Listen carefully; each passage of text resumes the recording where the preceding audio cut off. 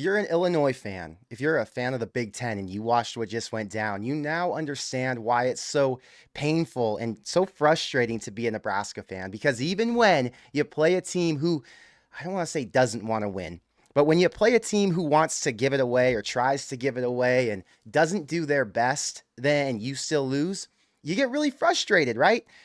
I'm sure that's how Illinois fans feel because I felt like a lot of the people texting me, I haven't read the chat yet, but my guess is a lot of people in the chat are going to have some complaints.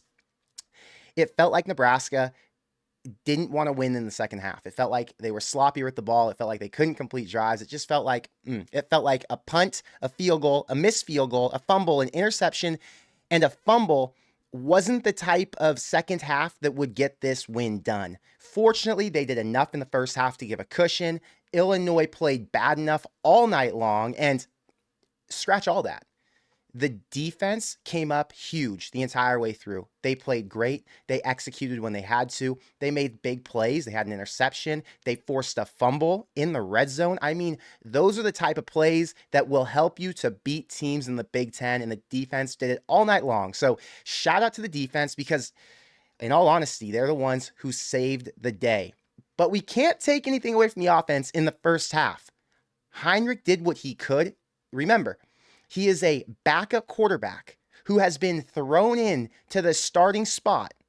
The expectation has to be met by him, but we can't set unrealistic expectations knowing who he is and what he is. Remember, in the entire offseason, Heinrich was not developed as a passer in the same ways that Jeff Sims was. He was not trained to the same level Jeff Sims was. He didn't have to understand the offense to the level that Sims did because he wasn't the guy, right? And now he's being asked to lead the team. Does it look like he's going to be the starting quarterback for the entire year? At this point, if he continues to win, he's 3-1, 3-1 as a Big Ten quarterback at this point. Then it's hard to say he's not going to be. I'm going to get to chat in a second. I know that there are people who are saying we should probably put Sims back there, see what he can do. Look, against the teams in the Big Ten West that we have to play, Nebraska is quality. Nebraska has enough pieces, good enough play calling. I hesitate to use the word good enough ball handling because it got so sloppy at the end there. But they have enough to get some more wins. Most importantly, they have enough to meet expectations. I keep using that word, meet expectations, because it's not fair as fans to go and put unrealistic expectations on this team.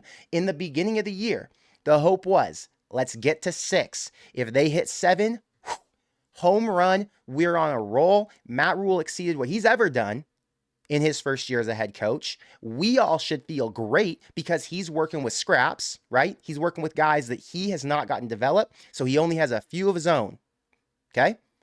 Matt Rhule right now is on pace to hit the expectations that we set for him. Matt Rhule right now is going to be favored against Northwestern at home in 2 weeks. Nebraska then has a chance at another win right after that against Purdue.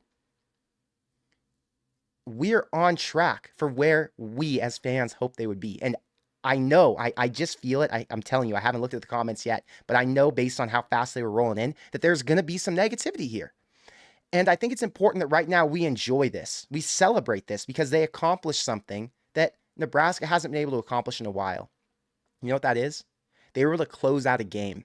It wasn't the offense. It was a little bit more on the defense. But the fact is they played well enough the entire game to be able to give themselves that cushion to slip up and fumble it and throw picks and do all the BS they did at the end there. So first off, shout out to Matt Rhule for making a very bold call and saying we're going to run a Sunday full padded practice. We're going to make sure that these players know we don't play bullshit football on Saturday and then get to take the next day off.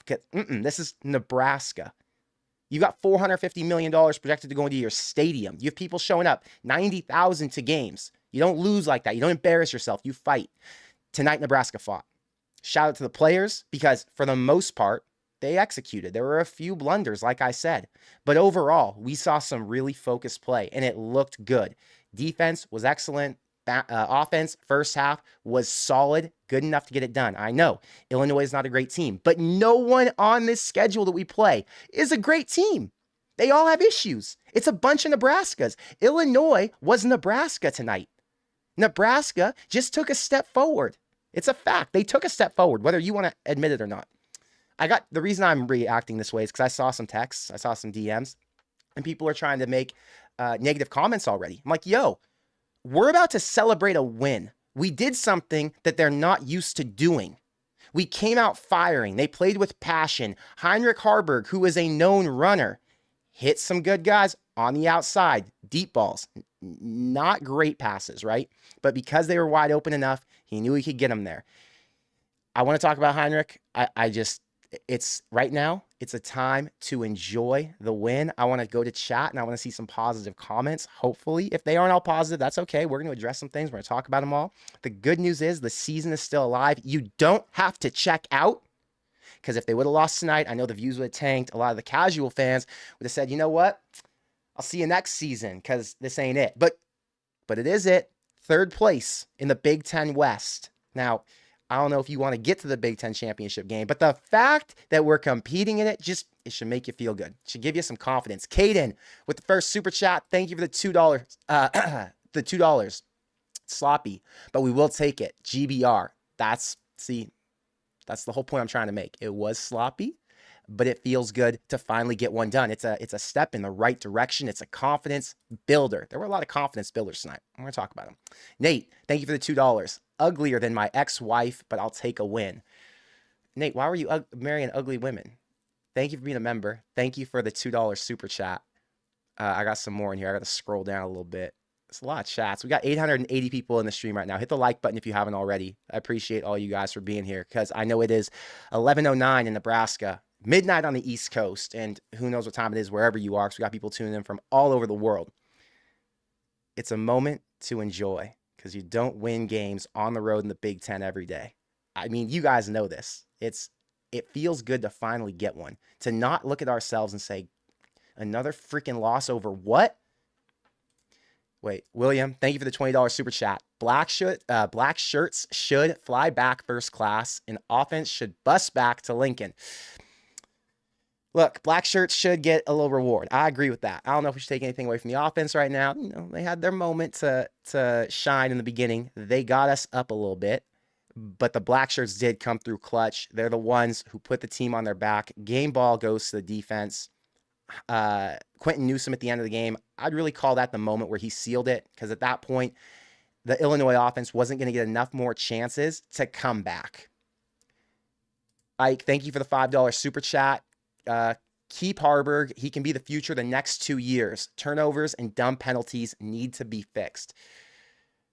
I got some thoughts about Haarberg. I'm trying to think if I should talk about those now or if I should save them for a video this week. I'll probably save the one thought for a video this week. My take on Haarberg. But I know that Haarberg can be the future for the next few games. Right now. I think we can all agree with that. Do you think Haarberg could beat Northwestern? Probably. Do you think Haarberg could beat Purdue? Probably. Michigan State? Probably. It's when you get to the tougher teams and you got to complete some more throws. I felt like at times Haarberg did well in protecting the ball. I took these notes for his first game, right? In the first half, great decision-making. He was cautious with the pitches, which I know people want him to pitch it out more. He did get better at it. He pitched a couple to Anthony Grant that went for 6, 8-yard runs after. But he didn't want to fumble. He didn't want to have anything go wrong because, remember, he came in after the previous quarterback had so many blunders and so many issues that Nebraska wasn't able to win games. Haarberg came in and said, we are going to win. We are going to score on offense. And to this point, he's been doing it. Haarberg throws off his back foot too often. And that's one thing that really gets to me. When I watch him throw off his back foot, it's a little bit stressful because it feels like every one of those throws is going to be short or it's going to be, off in the wind and get picked off. Fortunately, that didn't happen today. That's why I don't know if he can be the future, because you've got to be a passing guy. You got to be able to complete balls if you're going to stay the quarterback at Nebraska. How much can he develop over next offseason, right? If he had the mindset that I am going to be the starter going forward, what's that development look like? He's a fantastic runner, by the way. One of, if not one of, he is the best running quarterback in the Big Ten West. One of the top 2 in the Big Ten, period. Who else? Name them if you can name one better. There was a 4th and 5 he converted. There's a 3rd and 14 he converted. There was, or no, actually on the 3rd and 14, he picked up 13 yards on a run. He had a nice juke. Anyway, he's a great runner and he figures it out. He's not the most accurate all the time, but outside of, there are probably 4 passes that should have been picked, if we're being honest. One of them went off Fidoni's hands. We can blame it a little bit on Harburg, but it felt like that one went through Fidoni's hands and that was a catchable ball for him. So outside of that, decently accurate. He's not going to be perfect. Like I said, we have to set expectations. And as fans, we cannot go back on our expectations, right? We can't say, well, now that Harburg's won 3 games, the new expectation is that he finishes this season 6-1. That's a serious expectation. And when he first came in, we said, can he be serviceable? Can he be a game manager? Can he do enough? Great if he does enough. And if he exceeds it, fantastic. But I'm not going to hold it against him for not being an elite passer this year and for still throwing interceptions or having turnovers. But I do think it'll get cleaned up a little bit. They're going to go back to, hey, we cannot turn the ball over because it will change the game. And there will be other games where offenses are performing a little bit better. Illinois had a lot of issues today. Their offensive line's not very good. Altmaier was always running around in the backfield. So anyway, that was my take on Harburg. And then he got saved. He got bailed out at the end by Newsome, like I said, with that game-sealing interception right after he had his own. So anyway, shout out Heinrich Harburg, because today he did enough. That's the key word. He did enough. Greg, thank you for the $10 super chat. It means a lot when you guys support me. As you guys know, if I see a comment from you, Greg, I'll respond to it. There it is. Scoreboard. I'm guessing that means what matters is the win. What matters is the win, and that the defense came back to life and showed us that they've got it in them. 1 week wasn't going to bring them down. One bad loss wasn't going to change the mindset and make them break. Dylan, thank you for the $5 super chat. I think we have a very good chance to go 6-6. Extremely good, sir. We've got a favored game 2 weeks from now against Northwestern. Most likely another favorite situation at home against Purdue. Then on the road at Michigan State. Not very good this year. Iowa at home. Iowa's okay, but Nebraska, as we know, can win that game. Who else? Maryland at home. I mean, it feels like we're on track. That's what I'll say. It feels like we're on track. It feels like this season is not going to be completely derailed. Tonight was massive. They had to get it done. How can our offense bounce back? Go Big Red. You know, the offense can bounce back very simply. Simple. Run the ball better with the running backs. They didn't do that very well tonight. Let me check it here. The running backs only had 50, 70, 79. They had 85 yards carrying. Josh Fleeks won. Okay, they had 86 yards between 3 backs. Not the best showing. However, Heinrich doesn't force you to have to run the ball with your running backs all the time. You can run zone reads. You can run more quarterback power. When you've got a running back there to lead block for him, it helps. So although we do want to see the running backs run more, go back to when Taylor Martinez was the quarterback, Adrian Martinez was the quarterback, any of these runners, Tommy Armstrong, if they can get yards on the ground, it's meaningful as long as they don't get hurt and mess things up. The good news is we've got 2 running quarterbacks who are fully capable, and I'm assuming Sims now after this bye week is going to be ready to go. So I'm really confident that, I don't want to jinx anything. I'm just confident that we're going to be in a good position going forward with the quarterback run game, and running backs need to do as much as they can to help. But right now, the quarterbacks are doing a good job and getting it done. Shoot. I scrolled down chat way too much, guys. I missed some chats. Let me get back up to them. You guys sent a lot of super chats right now, so I appreciate it, but I got to scroll through them because my thing rendered. Okay, here we go. Caleb, thank you for the $5 super chat. Shout out to the defense playing all 4 quarters. Save our ass big time. How about the hit by Tommy Hill? No, sorry. The hit by, now I'm blanking on who it was. Tommy Hill recovered it. Was it Omar Brown? It doesn't matter who it was. Well, you guys will tell me in the chat. There's a big hit. Tommy Hill got the ball back. Nebraska's in the red zone. They came up with what? 3 points after that? Where is it? I took notes because I forget these things. Yeah, Tommy Hill got the ball back and they finished with a field goal that drive. It was something. Would have been great to come out of it with a touchdown, but defense did enough to put him in positions twice. What was the other one? Oh, you know, the other one was on special teams. So we'll categorize defense with special teams right here. The ball bounced off of Illinois on a punt, and then it missed a Nebraska player by a few inches. So that was the first special teams blunder on Nebraska's side. But then on the Illinois side, their kickoff return team wasn't ready. The ball bounced into Nebraska's direction. And then the next play, Harburg runs it for a touchdown. Nebraska got 10 points off defense and special teams issues. And then obviously Nebraska saved themselves from one special teams blunder. So special teams can win you the game. Those are big defining moments. That separated Nebraska and got them to that 13-point margin. So I'm sorry, guys. My heart's racing. I'm really happy right now. I'm just happy that we won. It feels good to come on here and talk about something positive. I've gotten to talk about 2 other wins this year, but they were against Northern Illinois and Louisiana Tech. Fun. Happy we won them, but it was expected to win. This was an upset win. This was a 3.5-point underdog win on the road in the Big Ten against an Illinois team who has beaten Nebraska back-to-back times? Yeah, 3 times. So, yeah, it just feels good. Heroes of the Escape, thank you for being a member. Caught the end. Great last stand by the Black Shirts. Did you not get to watch the game? I would have hoped you got to see the whole game. It was, it was something to watch. I'll say that. There were some moments where you got a little frustrated and you look at it and say, it seems like we could see the same story, but it worked out. T-Bone sucks. What's the T-Bone? Thank you for the $2 super chat, Joel. It's going over my head right now. I don't know what T-Bone is, but I got a lot of chats I got to respond to, so I'm not going to think about it. Nate, thank you for the $5 super chat. How about us shutting them down on 4th down? Okay, so they shut them down on 3rd and 1, then on 4th and 1 to start the game. What an opening drive, man. It felt really nerve-wracking for me. I don't know how you guys are feeling. I was sitting right here, right? I'm watching the game on TV right there. And I'm thinking to myself, defense can bend, but don't break. And that was the definition of the first drive. Hang on, I need a drink. They bent. There's no question. They allowed a long drive. They got down to the 1-yard line, but on 3rd and 1, stopped. 4th and 1, stopped. Then Heinrich Harburg comes out, leads a field goal drive. It starts off with, what was it? 39-yard pass to Marcus Washington. Just saying his name is so frustrating. Marcus Washington, top 3 receiver at Nebraska right now. I'm including Fedoni in the receiver conversation. Goes down with a knee injury the play after the 39-yard reception. And when it's a knee injury like that, it feels like it could be an ACL. It gave me memories. So my senior year in high school, I'm blocking a guy, same exact situation. And while I'm blocking him, the dude's kind of messing with me, twisting me around. My knee got locked under me. The same way it happened with Marcus Washington.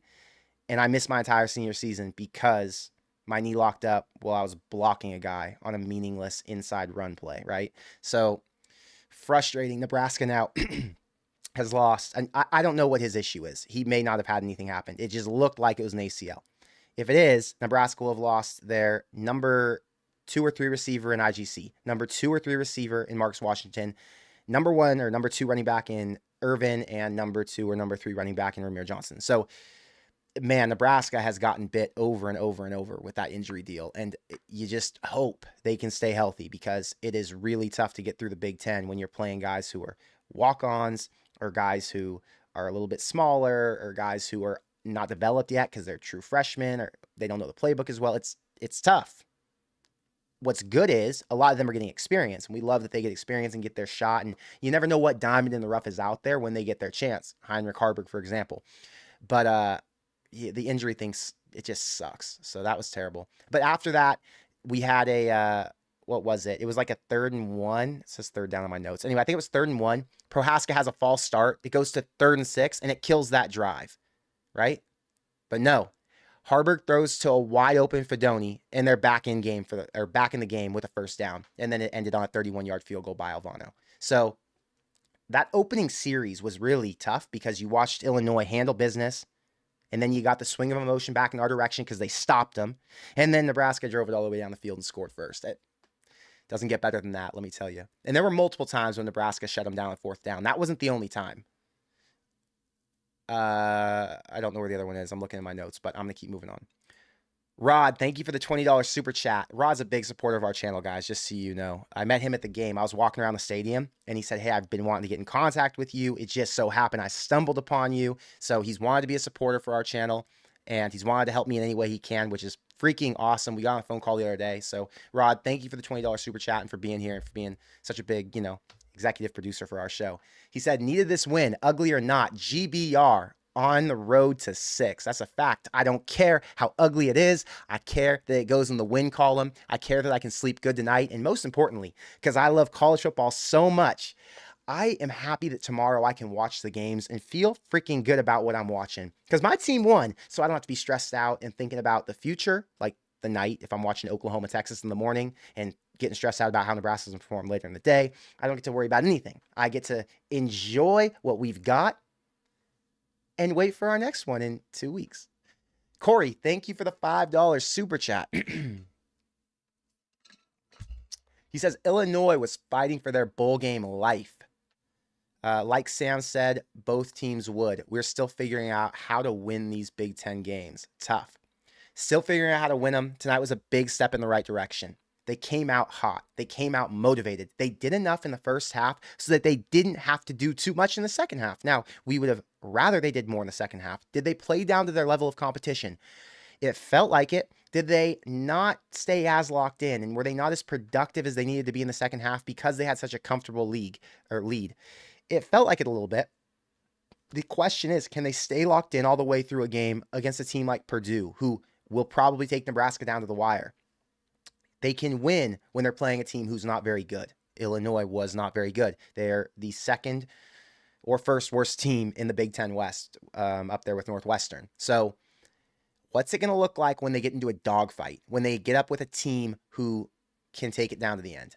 I don't know. But like you said, step in the right direction.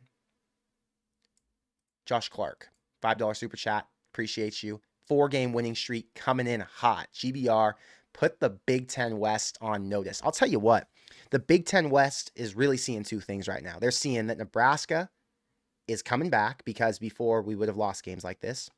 They're seeing that Nebraska's defense is for real. I don't know where they're going to be ranked after this week. I'm excited to see it. Last week was obviously a blunder playing against a really good Michigan team, but there's not many teams in the country who have an offense like Michigan, who can dominate you the way Michigan can. So now that they're back and playing teams who are reasonable, I think our defense is going to crack back up in there in the top 20. Run defense is going to crack back up there to the top 5. And the Big Ten West is going to feel it. And they're going to have to scheme, and they're going to have to try and throw it, and they're going to have to figure out ways to get around it, because the Big Ten West, that is traditionally a run-heavy deal, is not going to be able to do it at Nebraska. They're also noticing Heinrich Haarberg. That dude's a monster. You do not want to tackle him when he's running full speed ahead. And now he's figuring out how to make some throws and get the team, some bigger chunk plays. So Big Ten West is going to feel it. Will Nebraska win every game? No. Will Nebraska freak teams out and make it prepare? Hell yeah. We're no longer the doormat that we have been. Gage, thank you for the $2 super chat. I'm very scared about the depth at running back moving forward. He says this because at the end there, Anthony Grant went down for a minute. And when he went down, it was like, Anthony Grant, the last hope, the last guy with real experience. That means you got to put Emmett Johnson and Josh Fleeks back there. Both capable. Both have had some good plays.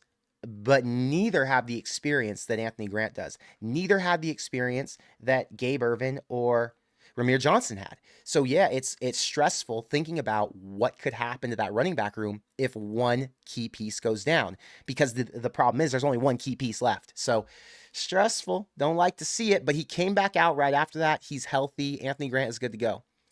Max, thank you for the $10 super chat. Padlock stat. Satterfield is the 6th highest paid offensive coordinator in the country. Look, Satterfield, if you put him in a private room and no one would ever know what he said, what do you think he would say? He would say, I don't know what he would say. Okay, I'm telling you what I think he would say. What I would say if I was Satterfield. I'm working with a quarterback who doesn't have much experience throwing. First things first. I'm working with another quarterback who had, 7 or 8 turnovers in the first 2 games. That's not a coaching issue. That's an execution error by a player, right? I'm working with receivers who are hanging on by a thread because we're now playing true freshmen, right? I'm working with an offensive line who is underdeveloped. And although there are a couple guys who've gotten a lot better, there are still issues on the offensive line. I get it. you'd expect more. I get it. Satterfield supposedly wasn't very good at South Carolina. And I get that you have higher expectations for the offense at Nebraska. But it's year one. It's really hard to judge coaches on their first year because they're inheriting something that isn't theirs, and they have to work and figure out a way to make that offense run properly and efficiently when it doesn't have all the pieces that they would want to use or that they have experience working with. At Satterfield's peak, I don't know what it was or when it was, but at Satterfield's peak, he was working with certain types of players. Right now, I'm sure he doesn't have those types of players, so he's trying to navigate with what he does have. Again, I cannot judge him on what he's doing in year one.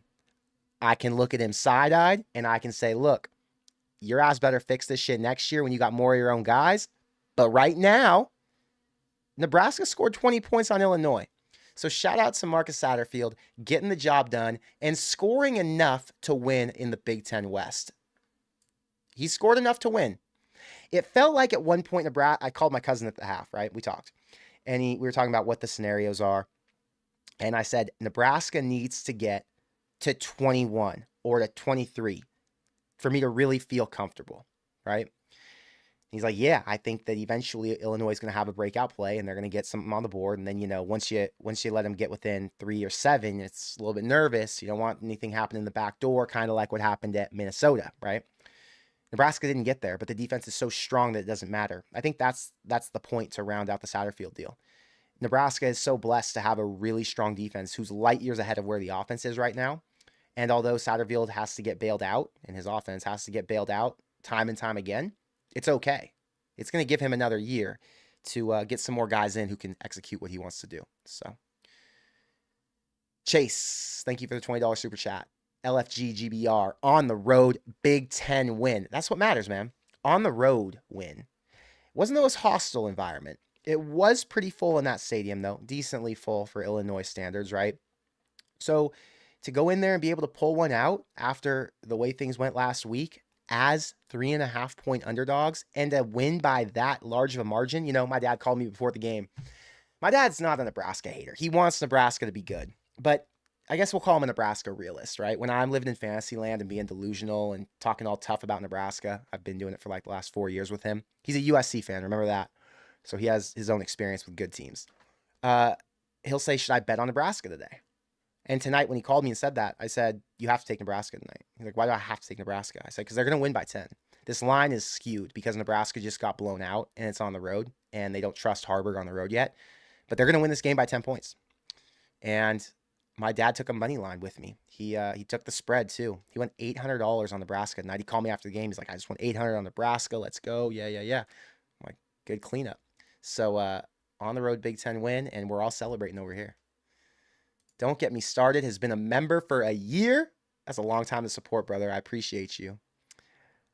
I'll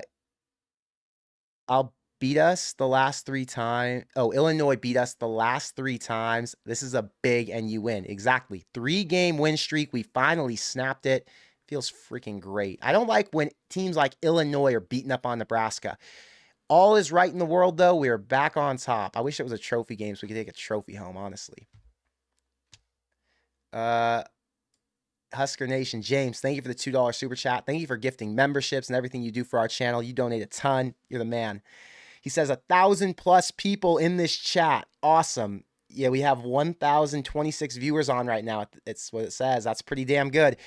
When Nebraska wins, there's no better place to be than, well, I mean, online in the Nebraska football chat room, I guess we can say.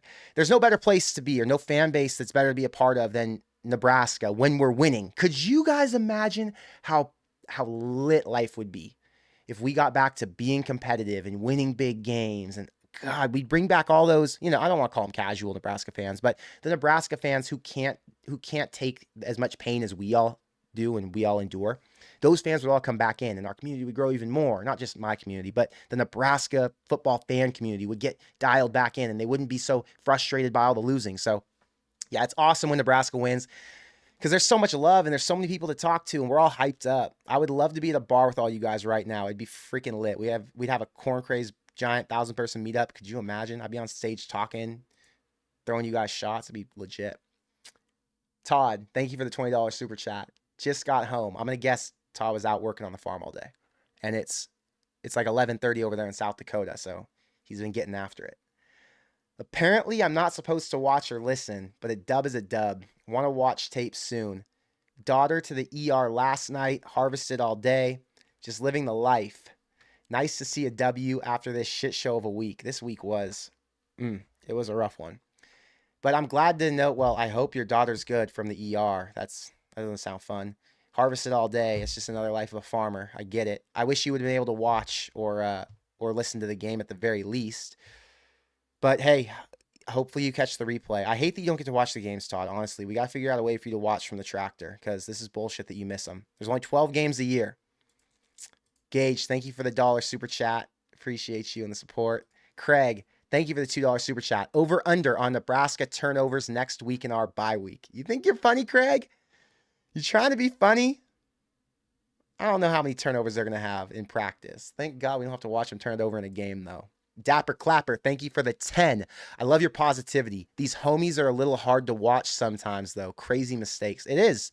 It's tough to watch, but they're growing. They're trying to learn. They're trying to figure it out. Tonight, Emmett Johnson fumbled. He's a freshman. He's getting thrown into the fire, right? It's a lot of pressure. Anthony Grant fumbled. Shouldn't have fumbled. Frustrating that he fumbled is what it is. There are moments when we see issues pop up that obviously we as fans are like, what the hell are you doing? But look, they won. They figured it out. Back to the drawing boards next week. Back to emphasis on protecting the ball. I thought the defense tackled well. You know, one of the struggles of today was the penalties. Here's my penalty tracker. I actually made a penalty tracker for this game because I started to see we were getting a lot of them. Prohaska, false start. Benhart, false start. Newely, false start. Fedoni, false start. Ben Scott, unnecessary roughness. What the hell was that? Offense, illegal shift. And then Malcolm Hartzog holding. So 6 out of the 7 penalties tonight were on the offense. It's crazy. The offense still scored 20 points. The offense was still able to sustain drives and make shit happen, even though they had all these penalties that were trying to pull them out of the game. And some of these penalties did kill drives. So got to clean that shit up. It's hard to watch, I know. But right now we got to be excited and happy for what we do have. And that's a team that won tonight, like I said. I'm addicted to positivity. I don't know what it is. I just like smiling more than I like crying. I've spent enough years crying over this team. Dylan, thank you for the $2. Can you please come to the Iowa game this year? You know, I want to go to the Iowa game one day. It's really an awkwardly timed game because it's right around Thanksgiving. So, not sure if I'll come this year, but eventually I'm going to come to an Iowa game. So, I'll let you know when I plan on it. I want to pull up the stats from today, though. Hold on. Screen share. Okay. Offense, 158 yards rushing. Obviously, 82 came from Heinrich Harburg. He had 154 yards passing, though. And he only had 1 interception. He could have had 4 interceptions. He got bailed out, got lucky at times, and it ended in a positive day for him. 3 catches for Fedoni for 42 yards. I've said it. I'm going to say it again. Fedoni is the biggest weapon as a receiver that Nebraska has. They have to continue to find ways to feed him the ball. He's been fantastic as a receiver. He's getting better as a blocker. He had a great block. Was it for Anthony Grant down the stretch there? Or no, it was for Emmett Johnson, I think. Anyway, Fedoni's getting better as a blocker. He's good as a pass catcher. He's developing into what we hoped he would be. Marcus Washington, gosh, don't know what's going to happen with him. Billy Kemp, you wish we could get him more active, but he's playing his role. He's had some good games. He's had a couple 50-yard games, I think. So what's going to be interesting is who's the depth now? You know, you've lost 2 out of your top 3 receivers going into the season in Marcus Washington and IGC, right? So they pulled out Ty Hahn today. Ty Hahn came up with a big catch downfield for 21 yards, was underthrown. I think it was into the wind, but he came back and he made a play. Alex Bullock, another guy who has had a touchdown already this year. He's had a couple big plays. They had 16 yards. So, Janiron Bonner, I think, had a catch. Yep. Malachi Coleman had a catch. So, Malachi Coleman's issue is he's still trying to learn the playbook. That's what holds a lot of guys back. I heard that playbook is like insane. Totally different from what they had last year. Way tougher to learn. And that's why it's harder for new guys to get on the field right away. But anyway, who are these receivers going to be who step up? Or are we primarily going to see the Fedoni and Billy Kemp show if Marcus Washington doesn't come back. I lean on the side of it's going to be the Billy Kemp and Thomas Fidone show. But, if Bullock and Hahn can continue to step up, if Malachi Coleman can find a role, then maybe they've got more to work with, and that'll help for sure. Because it's hard enough being a quarterback who's not primarily a passer. And then to say you're a quarterback who's not primarily a passer, plus we're not going to give you many weapons, it's asking a lot. Stat of the day, 21 yards rushing for Illinois. How good is that to see? I don't remember how many yards they ran for on Nebraska last year, but today they shut them down. Obviously, Reggie Love got hurt, but it didn't matter. Whoever the running back was, they were getting smoked. Nebraska brought great pressure. They were in the backfield. They were wrapping guys up. Just a great overall day. Now, on the receiving end, they gave up 289 yards, which, it sounds like a lot of yards, but if you balance it out and you say, okay, well, they only had 300 yards total on the day, and that only turned into 7 points, you can still feel pretty good. Isaiah Williams was their best player. They held him to 8 catches for 57 yards. I mean, it was a good day. There was one blown coverage. I mean, it wasn't blown coverage. It was, he got beat one-on-one. He got beat by 2 steps, and the dude made a one-hand catch. It was Quentin Newsome in the end zone before the half. Frustrating to watch it happen, but that was the one where he let a guy get away from him in man-to-man. So, on the turnover front, Nebraska fumbled 3 times, lost 2 of them. But Illinois fumbled twice and lost 1, so, it starts to even itself out there. Let me go to defense. Where's defense? Oh, they haven't uploaded the defense yet. I wanted to see who had all the tackles. There it is. So you had Gifford, who led in tackles. Bullock, who was up there. Bullock got his hand on the ball. That was great.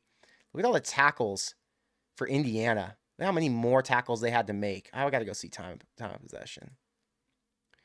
Nebraska. Jesus. Almost double.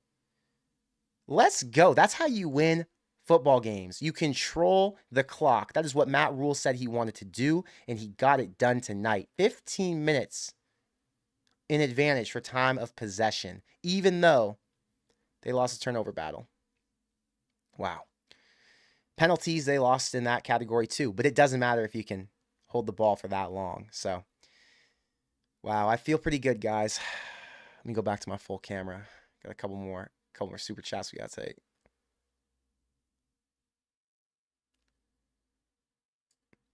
LC, thank you for the $5. How many points would we have had if we made it work on the turnovers and lost trips to our end of the field? 30 plus. Yeah, Nebraska could have scored 35 today. They should have scored 35 today.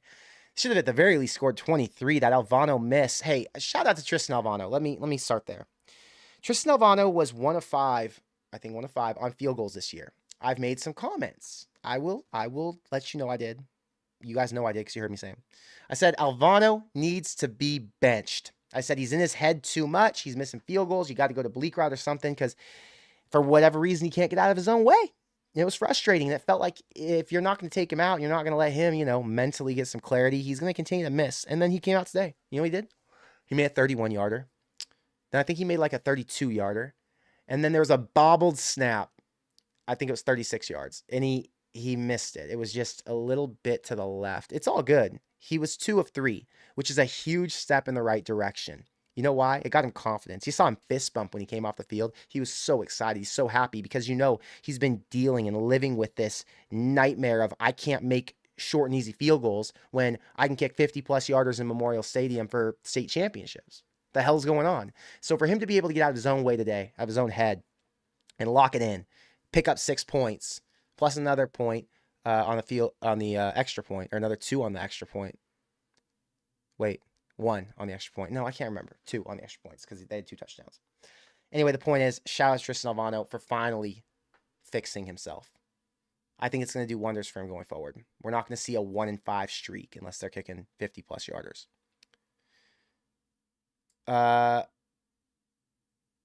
Illini Center throwing grounders all night. There were a lot of holding plays. A lot of plays on the offensive line from left tackle that they didn't call. However, there were a couple penalties on Nebraska that didn't get called either, so it kind of felt like it balanced itself out. The Illinois offensive line was cheating all night, though.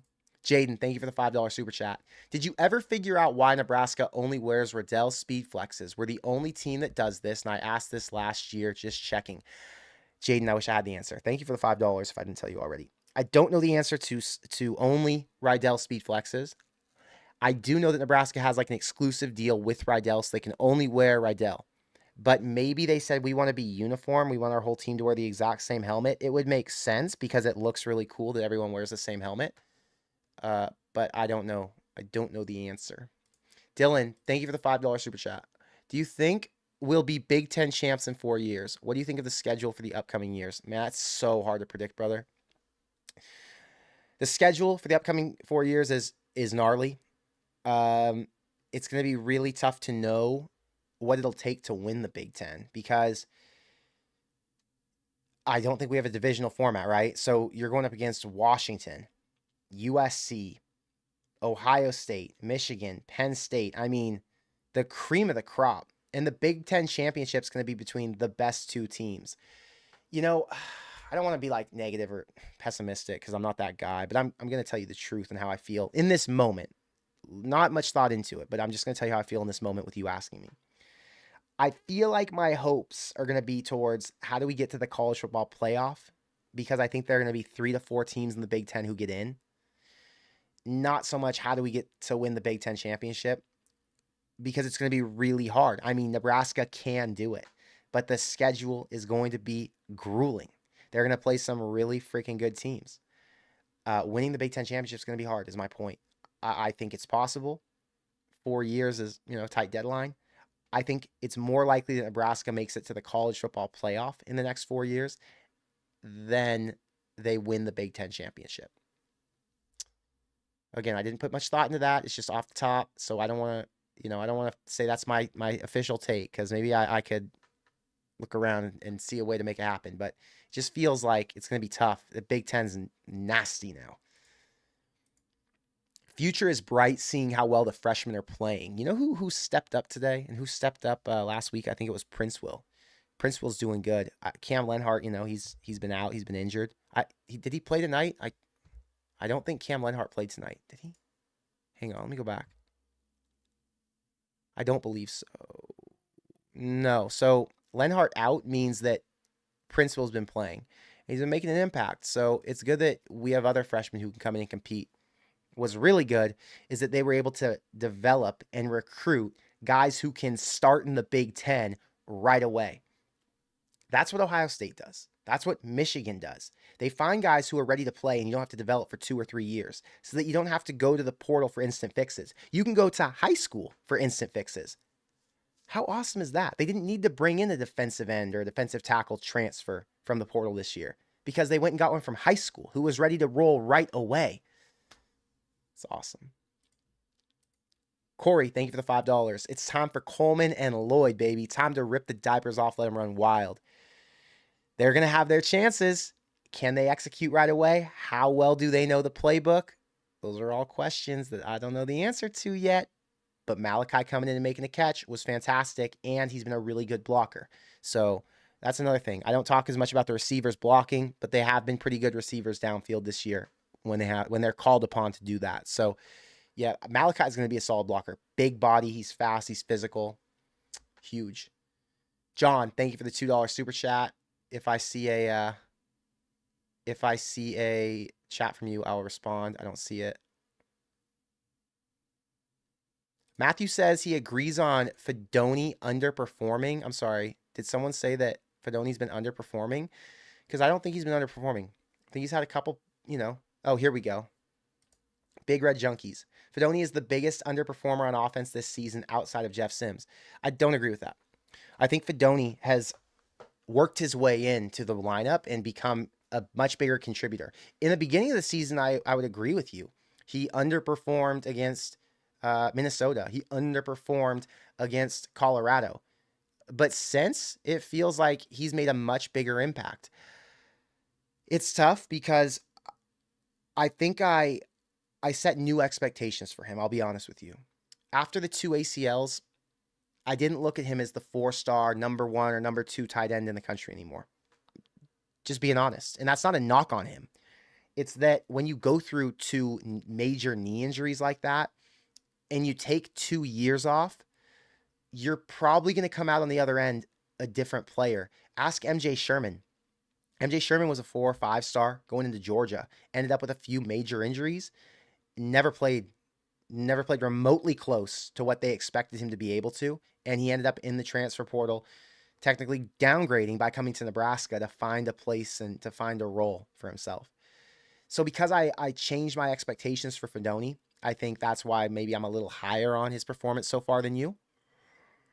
But I think he's only getting better. I didn't like that he dropped the ball tonight. Outside of that, he made some good plays. He did what he had to do. So Big Red Junkies, I think maybe the expectations are that he's not who you thought he would be coming out of high school. I understand that, but yeah. Chat's rendering. Guys, it's so hard when chat renders because it like flies all the way through. And I have to scroll back to see some things. Okay, now I'm at the bottom again. Scrolling up, scrolling up. Thank you guys for being here. We have 900 people on, and it's freaking 11:45 at night in Nebraska. Okay, I see a bunch of super chats. Here we go. I'm not missing super chats, guys. I promise you. I hate when I miss them, too. If I ever do miss your super chats, I promise you it's unintentional. It's just a lot in chat. Rush defense is significantly better than last year. And who would have thought that would be the case? Who would have thought that the rush defense, the 3-3-5, with multiple new guys up there, were going to take over and be so good? What's it say for the future? How good can the run D be? This is ground zero. Remember that. Even though the defense is playing fantastic, this is where they're starting. I understand why the defense or the offense is where they are, but the defense, it doesn't make sense to me. It's like, how did Tony White come in here and just fix shit so quick? They didn't have Luke Reimer tonight. They didn't have Deshaun Singleton tonight. They didn't have Prince Will tonight. There are a lot of key pieces who aren't out there, and they're still figuring out ways to get it done. It just makes me wonder, how good can they be and how good will they be? It makes me really optimistic for next year. I'll tell you that. Dapper Clapper. Spent a week in the hospital with my wife. A loss last week, induced Wednesday. And I got to hold my baby boy and watch the Skurs win tonight. Bless. That's awesome. You had a baby. You said the loss last week induced Wednesday. Does that mean your wife watches the games with you? That's a positive sign, but she must have been stressed out after that. What's your baby's name? Thank you for the $5 super chat. I'm really glad you got to get a win and have a successful end to your positive week after such a bad weekend last time.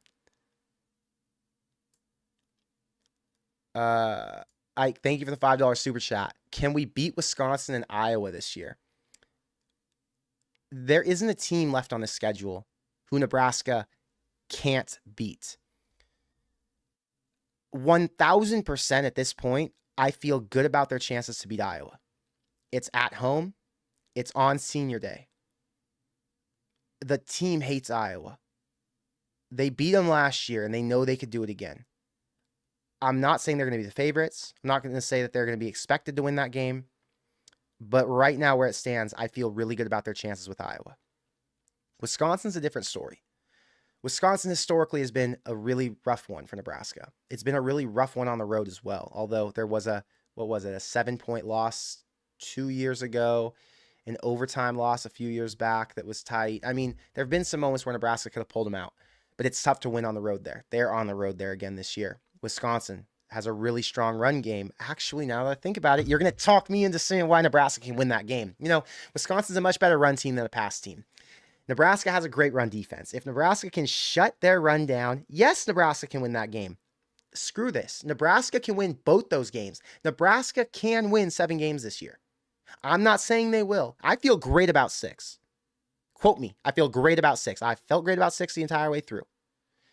If they get on a roll, if they beat Northwestern, if they can keep it close with Purdue or Maryland or Michigan State, win 2 out of those 3, they're going to have so much motivation. They're going to have so much to play for. They will be playing for Big Ten West title at this point in the season this year. Imagine we go from the down bad energy we've had all week after Michigan to beating Illinois, who we weren't supposed to beat. Then, if they can get on a little streak and go into the last two games as a top 3 team in the division with Iowa and Wisconsin, and now Nebraska controls their destiny, I'm sipping Kool-Aid. I'm being Will Compton right now. I'm not trying to be. It's just hard. You know how it goes. You get in your head. You start thinking about all these scenarios. I'm starting to sweat. I'm like, Jesus Christ, there's a chance. Fuck, could they win the national championship? Okay, I need to chill. It's just, they could do it. 100%. Nothing is off the table at this point. Nothing. They're in third place in the Big Ten West with the whole season ahead of them. Matthew says, have you had Steve Sipple on your show before? Matthew, I actually reached out to Steve Sipple last year. I DM'd him on Twitter. He didn't respond to me. I'm guessing he didn't know who I am. I would like to have Steve Sipple on. I like listening to Sipple. He's cool. But I didn't get a response back. I DM'd Sean Callahan. He responded. So for Sipple not to respond probably means he saw it. But yeah, probably know who I am. Whatever. I want him, though. Steve's cool. Zach, thank you for the $5. After this win, which felt good because there were mistakes and we overcame them, how do you feel about this team making a bowl? Yeah, I kind of just answered that. But I think the team fighting through adversity and now showing time and time again that they won't give up, even though it felt, not give up, give up's the wrong word, that they won't fold and that they won't give it away at the end, kind of like they did at Minnesota. They're building a confidence about them. And every single one of these games left on the schedule is going to be close. Or they, in theory, should be, right? As long as Nebraska doesn't give it away or the other team doesn't either. Because all of these teams match up pretty similarly in talent. In terms of talent, look at all of them. I mean, everyone's kind of sitting in the same spot. I'm trying to think who might have a little bit more talent. I thought Wisconsin did, but they have a really crappy quarterback now who I thought would be better. They lost one of their running backs. Yeah, the talent across the board is very equal, and all of these teams have flaws. So, yes, I feel very good about this team making a bowl. They've got to stay focused and locked in, but they can do it. Evan, I missed your super chat. Tell me what your question was. I'm gonna answer it. I'm sorry about that. It's hard. Rod, thank you for the $10. Shout out to Lady Huskers with their win tonight, and good luck tomorrow against Michigan. I did see them talk about that a little bit on the TV tonight. I haven't gotten to watch a volleyball game this year outside of that first one of the season, but I heard they're doing pretty damn good right now. So I'm glad they keep it rolling. Hopefully they can win a championship before Nebraska does. Josh says, is Washington out for an extended time? I don't know the answer to that question. I'm sure we won't find out until Monday. I really hope not, but didn't look good. Don. Sup, Don? Don always calls me with some crazy shit, guys. Don is a YouTuber himself. He actually makes Nebraska football content. He's geared towards AI content now. And he's got some good takes. He said Nebraska will win this game. Book it. Is that what you said, Don? Did you say Nebraska will and you wanted me to quote you on that? So Don called it. Nebraska would win. If Nebraska wins only 2 out of the next 6 games, they will be better than last year. Facts. I mean, it's impossible to argue that. It's impossible to argue that they're already not. Oh, there it is. There's the quote. I did it. I quoted you, Don. Told you I would. The difference with the defense is depth. Sanford stepped up big time. If he doesn't have a scholarship, he needs one stat. I think Sanford got his scholarship last year. Don't quote me on that. I think he did. I don't remember. But yes, he's been great. He's been solid. He's a solid contributor on special teams. The defense has a lot of depth. They have a lot of senior leadership. They have a lot of guys who, I mean, I don't want to say a lot. They got a few guys who aren't going to be back next year. So they're enjoying them while they have them. But what's good is they can develop the ones they got coming in. And that Tony White is so solid as a DC. John, thank you for the $5. I think Nebraska had a bunch of false starts due to Illinois yelling out plays or something to confuse Nebraska. Rhule mentioned it. Maybe that's why Rhule was getting so pissed off on the sideline. You know, he was yelling a lot on the sideline tonight. Someone's told me they thought that was because he didn't like Satterfield's play calling and he was calling timeouts because he wanted to change the play. Don't know if that's true. Know nothing about it. I'm excited to watch the Rhule presser after I get off of here. But yeah. Let me see. Nate says, have you tried to get Will Compton on the show? I haven't tried to get him on the show. I ran into him the other day when I was shopping at Best of Big Red in Lincoln. He just walked up right next to me and was looking at his shirt that I was looking at, and he was filming a vlog. So I had to interrupt him and say, hey, I need a point of contact because I got to have you on my show. And he said, okay, cool, talk to this dude. So I got his guy's number, and I haven't reached out yet. It's been a busy week for me. I'm moving in 10 days. So my life's complicated for the next 10 days, next like 12 days. But after that, I'm going to reach out to him, and I'm going to try to get that secured. I'd love to have Will Compton on. I'm sure I'll get him on.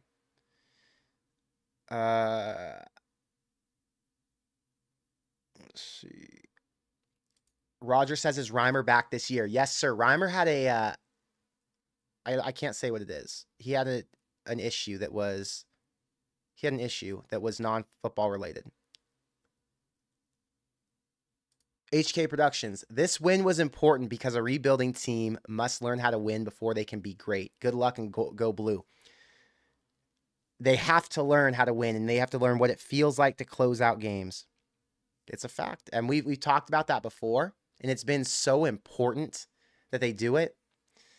These are the little moments that compound into long-term success. That's why I'm celebrating tonight. I'm celebrating tonight because I know what this is going to do for the team going forward. You know, it's not about beating Illinois, who's not very good.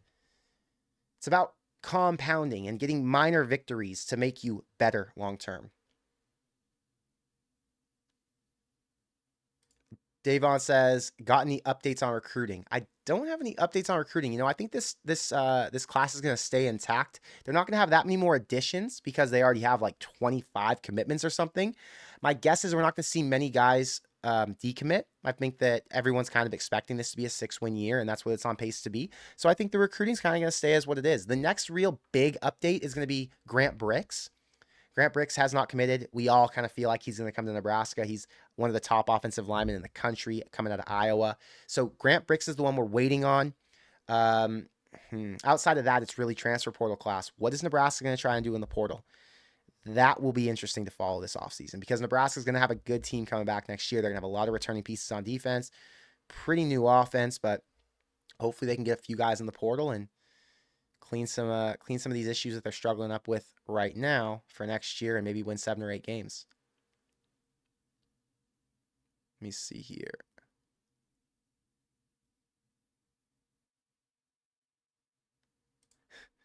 SWB says timing moving with the bye week. Smart.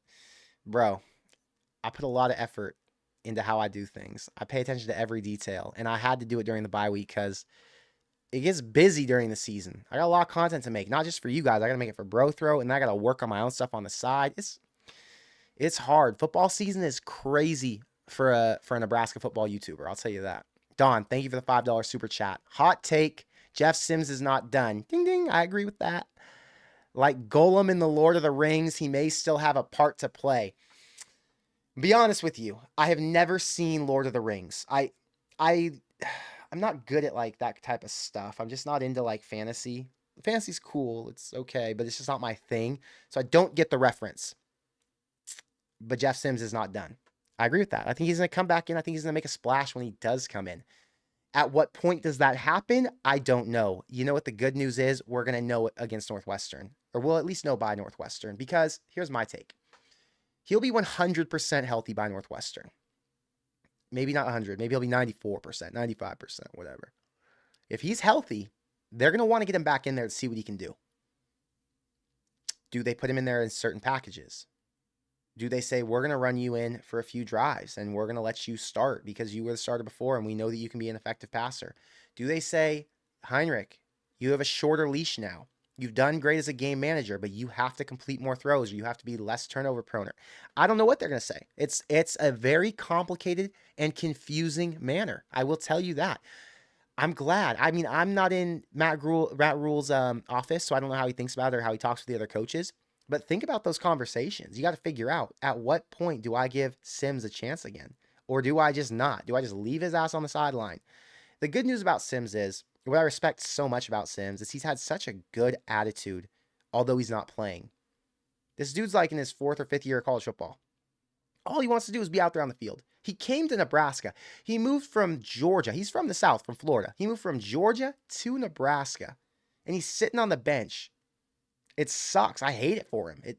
It sucks. As happy as I am for Harburg and his situation, I'm as sad for Sims, you know? So I want him to get more chances. I want him to get more help. Yeah. EK says, rest in peace to the super chats from Zach, myself, and I'm trying, bro. It's so hard. I'm telling you. I want to get to every super chat, and I do my best. I'm scrolling through one more time. Let me look. I'm scrolling through all the super chats. I'm making sure. It's hard to know what I answered. And some of them disappear. That's the other problem. Like when you guys are firing them. I got Zach's. I see that one. I got Zach's again. Here we go. Here we go. Here we go. Another Zach. Thank you for the $2 super chat, Zach. Going bowling, not making bowling. Yeah, you corrected yourself on that one. I corrected it for you, but you're good. EK, thank you for the $2. I finally found it. Did you send lip balm to Rhule? Looked better today. I didn't send him any lip balm, but my guess is his wife took care of him. She said, no more getting on TV, licking your lips like a horse. He calmed it down. So yeah, I didn't see any lipping. The LS Hawks. Oh, I'm just call you Hawks. Thank you for the $5. Met you in the pisser in Colorado. GBR. Yeah, I was in the bathroom. Where were we? I don't know. There were a couple people I met in the bathroom. There were a lot, actually, now that I think about it. I told somebody, they were like, hey, what's the coolest part about going to Nebraska games or whatever and meeting people?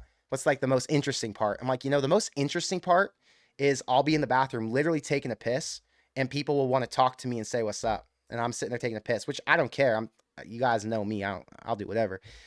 The weird one, though, I was at Colorado. It's actually happened twice. It's happened once at Colorado. It happened in the Nebraska game last year, Wisconsin. I'm literally taking a piss. And a dude grabs his phone like this. He taps me from behind, like he's walking past me. Connor, is that you? I look, I'm like, what the hell? I'm like, what's up? He's like, can I get a pic? I'm like, yeah, I got you. Just a sec. He pulls up his phone like this and is taking a selfie with me while I'm pissing. I'm like, yo, chill. That was a lot. Anyway, you can meet me in the bathroom, though. It's all good. I meet a lot of people in bathrooms these days. It's bizarre. My world has turned bizarre. I'll tell you that. Scrolling back to the bottom, guys.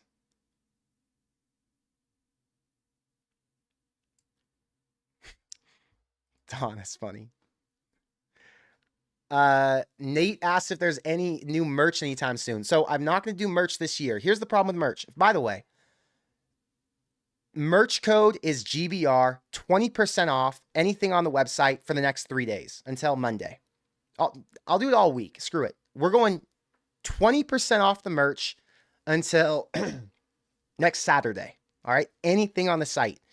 The reason I'm not doing new merch this year is because merch is really hard to do when you're not winning games. Like people don't want to buy it. They don't want to be associated with Nebraska. It sucks. It's hard. So it's hard to promote it. It's awkward to promote it. It's like, hey, I know we suck and I'm just thankful you're here watching my video. Also, go buy my t-shirt. Like what? It's not fun. Selling merch should be fun. Wearing merch should be fun. Like I like wearing this when we win. You know what I mean? Anyway, merch is 20% off. Code is GBR. Link is in the description box below. corncraze.com. Next year, there will be new merch. But for now, I got to get rid of what I do have because it's been harder to sell. At least it was really hard to sell last year because Nebraska was bad, you know? I've sold out a lot of the stuff I have on the merch website as it is, but we do have some stuff in there. We've got hoodies. I sell hoodies every day, though, just so you guys know. And I fire them out as soon as I get orders, like within 3 or 4 days. So get your hoodies because it's going to get cold out soon. And I did hand deliver merch. I have hand delivered it to a few people. Tyler, I hand delivered merch to when he and I went to a bar in Colorado together. So I have been known to do it. Devon says, do you like Raiola as an O-line coach? Or do you think it's just the linemen or the issue with blocking? I don't know, man. Ben Hart has gotten a lot better this year, right? Ben Scott's been good, although he was developed by someone else. Nuili's been good. There have been some issues with some of the other guards and the left tackle, but how much is on them and how much is on the coach? I don't know. I think it's too early to tell. My guess is no matter what, Raiola gets one more year. I don't know what the proper timeline is, like how much of a leash you should give to a guy like Raiola, because he came in an awkward time. He came in during a staff transition. Then he came in during it, or then he stayed for another staff transition, and we just don't know, right? It's so weird. So my guess is Rhule's going to keep him. I mean, no matter what, he's keeping him next year, right? So does he keep him 2 more years? Let him get some of his own guys in who he recruits. I don't know how Rhule works. I don't know what his leash is for his coaches, but it's tough to judge him right now. Matthew says, I hope we can retain Tony White. Love the defense. I'm really confident that we get to keep him for one more year. Past that, I don't know. He's a pretty damn good DC. Zach says, how do you think we'd be doing if we still had Thompson and Palmer? Man, that's a tough question to answer. The offense would obviously look a lot different. Palmer would be such an explosive weapon. It's a hypothetical that's interesting, but just is so out of the realm. I think Nebraska would have beaten one more team on the schedule, but I think, it wouldn't be that much different. He would have some issues with blocking. How much is Casey going to run? Harburg has been an electric runner, so is Sims when he's been in there. So, the positives you would have gotten from Casey would have been positives, but you would have balanced that out with the positives you would have gotten from Harburg or Sims. So I don't know the answer to that. One more win is what my guess would be, because he wouldn't have turned it over as much, and he wouldn't have, my guess is he wouldn't have given away the Minnesota game. But yeah, it's, whatever. Hang on. Uncle Rico says, do you think Grant has an issue with fumbling? Well, I know he has an issue with fumbling. It's confirmed. He's fumbled twice in the last 6 games. Sorry. It sucks that he does it, but he's electric in there, So I don't know, man. It's what's there gonna be? What are you gonna do? Tyler says he had a super chat in there too. Not a big deal. You rock. We take the W. Hey, I'm sorry I missed yours too, Tyler, but I do my best to respond, like I said.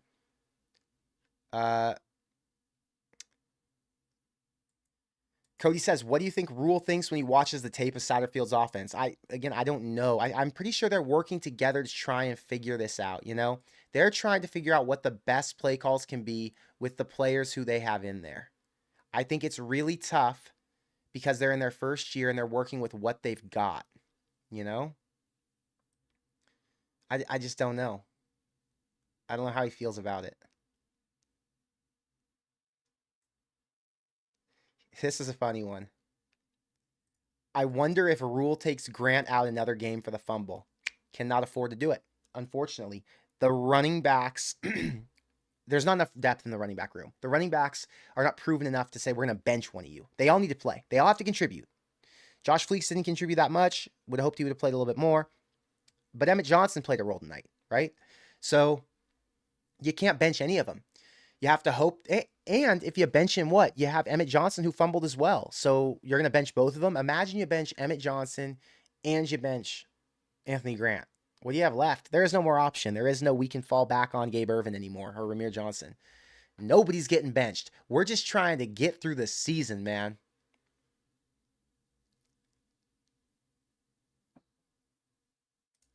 Big Red Junkie says that Grant fumble was a great defensive play, just like the one at Minnesota.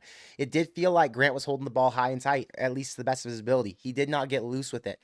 The one at Minnesota was a great play by the defense, but he was looser with it. Tonight, I think he was tighter, but it's tough. It's tough being a running back. They're coming after that ball. Caleb says, why did Fleeks only get the ball once? I don't know. How far do you think we move up in the rush defense rankings after only allowing 21 rush yards to Illinois? Let me see. Hold up. NCAA total defense rankings. I don't even know where Nebraska stands right now. I was so pissed off after Michigan. I wouldn't even look because normally I check this every week. Okay. Total defense. Oh, wait. So total defense, Nebraska ranks 36th. They dropped 13 spots after Michigan. Okay. Their run defense, rushing defense, is at 14 right now. 86 yards per game rushing. Today, Nebraska held them to 21. Sorry, guys. Nebraska's going to make a jump here. I don't know how much. It depends on who these teams play, right? You look at UCLA, they're going to play a team who passes a lot. Uh, Kansas State's going to drop a little bit. I mean, it's hard to know. It all has to do with these other teams in front of them. So how much do these teams give up? Like, is Michigan going to give up a lot of rush yards this week? No, they're playing Minnesota. Clemson's playing Wake. Are they going to give up a lot of rush yards? Probably not. Wake throws it more. Kentucky, I don't know who they're playing. Missouri's playing LSU.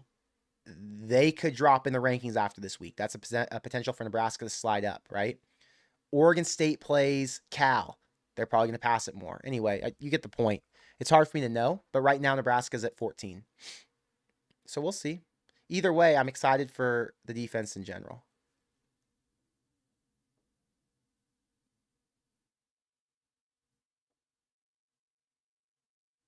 Noah says we held him to -4 rush yards in the second half. Is that true?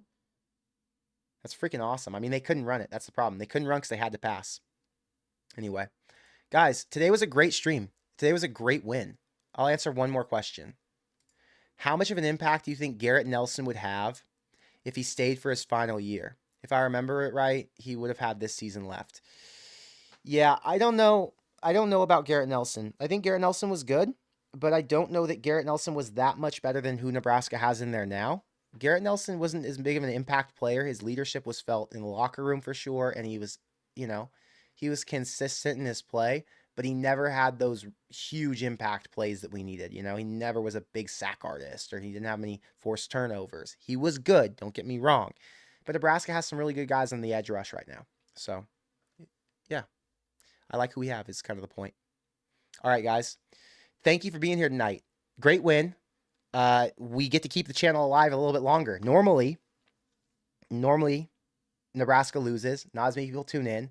My views go down. It's hard for me to make money. I can't make as many videos because of that reason. And then I got to go and work on other stuff. But now I get to talk about a bunch of stuff over the next couple weeks, which makes me extremely happy because I love making content for you guys. So, man, heads up. 3-3. Bowl season on the line when they play Northwestern next. So, anyway, great day of college football tomorrow. I hope you get to enjoy it with whoever you watch it with. I'll be watching alone. That's just how I like it. So, guys, thank you for being here. Tonight was fun. I'm really thankful to all you super chatted and contributed in the chat so much because I like to talk to you and hear your takes as well. But until next time, I'll see you in 2 days. Go Big Red.